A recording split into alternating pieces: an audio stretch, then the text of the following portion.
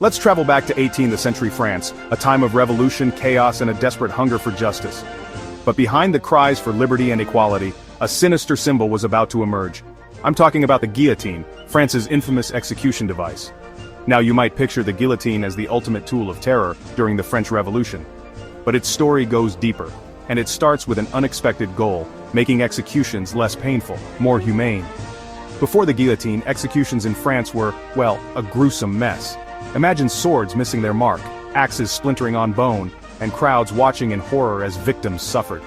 The people demanded change. And so did a man named Dr. Joseph Ignace Guillotine. Dr. Guillotine was a physician and a member of the National Assembly. He believed, maybe naively, that if executions had to happen, they should at least be swift and equal for everyone, rich or poor. By 1789, he pitched his idea, a mechanical beheading machine. But here's a twist. Guillotine didn't invent the machine himself. The actual design came from another doctor, Antoine Louis, and a skilled German harpsichord maker, Tobias Schmidt. Together, they created a tall wooden structure fitted with a sharp, angled blade. The device worked fast, one clean drop, and it was over.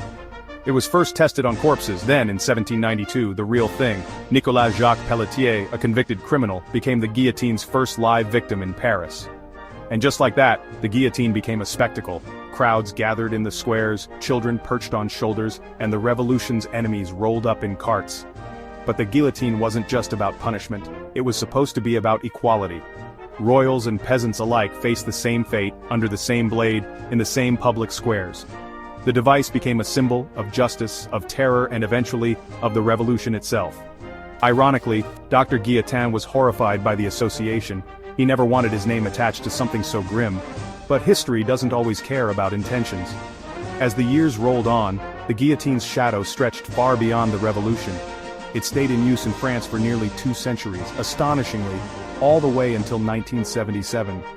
That's right, the last execution by guillotine happened less than 50 years ago. So what does the guillotine really represent?